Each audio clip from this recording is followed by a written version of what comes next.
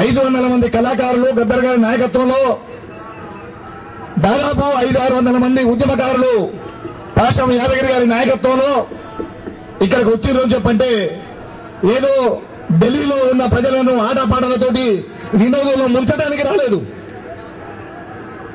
మేము తెలంగాణ రాష్ట్ర ఏర్పాటు పట్ల ఈ కాంగ్రెస్ గవర్నమెంట్ ఎన్డీఏ గవర్నమెంట్ ఎందుకు తోపులాడుతుంది? దాదాపుగా కాంగ్రెస్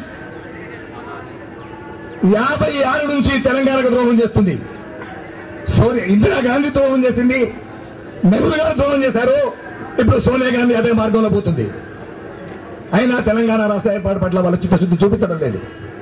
కానీ కాంగ్రెస్ లో ఉన్నటువంటి తెలంగాణ వాళ్ళు, తెలంగాణ వాదులు ఇవాళ తెలంగాణ రాష్ట్రం గురించి వాళ్ళ గొంతు వినిపించడానికి తెలంగాణలో గ్రామాల్లో తిరుగుతున్నారు.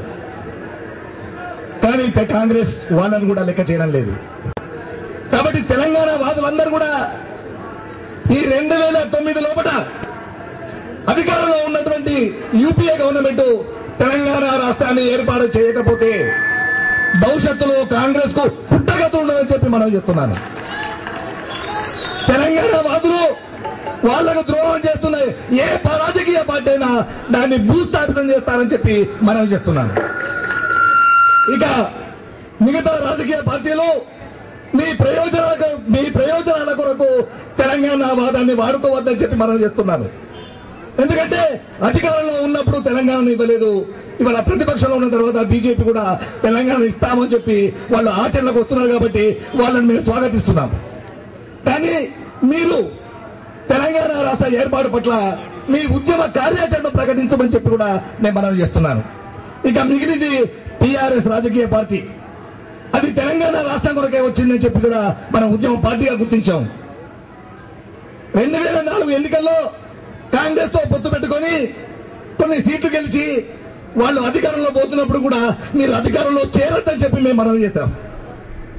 టీఆర్ఎస్ కేంద్ర రాష్ట్ర ప్రభుత్వాల్లో అధికారంలో చేరినట్టయితే తెలంగాణ ఉద్యమం దెబ్బతింటది, మీరు చేరొద్దని చెప్పి నేను కేశవరావు యాదవ్ గారు ప్రెస్ మీట్ పెట్టి చెప్పాం. అయినా వాళ్ళు వినలేదు, చేరిండ్రు, అనుభవం తెలుసుకున్నారు, కాంగ్రెస్ యొక్క కుట్ర తెలుసుకొని వాళ్ళు బయటకు వచ్చారు. ఇవాళ బడ్జెట్ సమావేశంలో నాయని నరసింహారెడ్డి గారు లాంటి వాళ్ళు అక్కడ మాట్లాడి అయితే సభను జరగనిస్తలేరు, లేకపోతే సస్పెండ్ అయి బయటకు వస్తున్నారు. అందరితో ఆగద్దని చెప్పి మనం చేస్తున్నాను. మీరు చేయాల్సిన మరొక పని ఏంటంటే తెలంగాణలో అగ్గి పుట్టాలంటే మండలం లోపల మనం ధర్నా చేయాలి, మండలాల కేంద్రాల్లో మనం ప్రతిఘటించాలి. కాంగ్రెస్ ప్రభుత్వము తెలంగాణలో ఇక నడవలేదు, తెలంగాణ ఇస్తే తప్ప ఇది మా ప్రభుత్వం నడవదు అనే స్థాయిలోకి అక్కడ ఉద్యమాన్ని తీవ్రతరం చేయాలి. మీరు అయితే సభ నడిపించడో లేకపోతే సస్పెండ్ అయ్యి బయటకు వచ్చడం కాదు, మీరు ఉద్యమాన్ని పిలిపివ్వండి, కలెక్టరేట్లను ముట్టడించండి, ప్రజలందరూ ముట్టిద్దాం. మీతో పాటుగా ఐక్య కార్యాచరణ కమిటీ కూడా కలిసి పనిచేస్తారని చెప్పి మనం చేస్తున్నారు. కాబట్టి మిత్రులారా, ఇవాళ ఢిల్లీ పురవీధుల్లో మేము వచ్చింది ఇక్కడ ఉన్నటువంటి ధృతరాష్ట్రుల యొక్క కళ్ళు తెరిపించడానికి. కాంగ్రెస్ ఇతర పార్టీలు ఏవైనా సరే తెలంగాణను రేపు మర్చిపోయినట్టయితే మాత్రం అక్కడ భూస్థాపితం చేస్తామని చెప్పి చెప్తూ మనం తెలియజేసుకుంటున్నాం.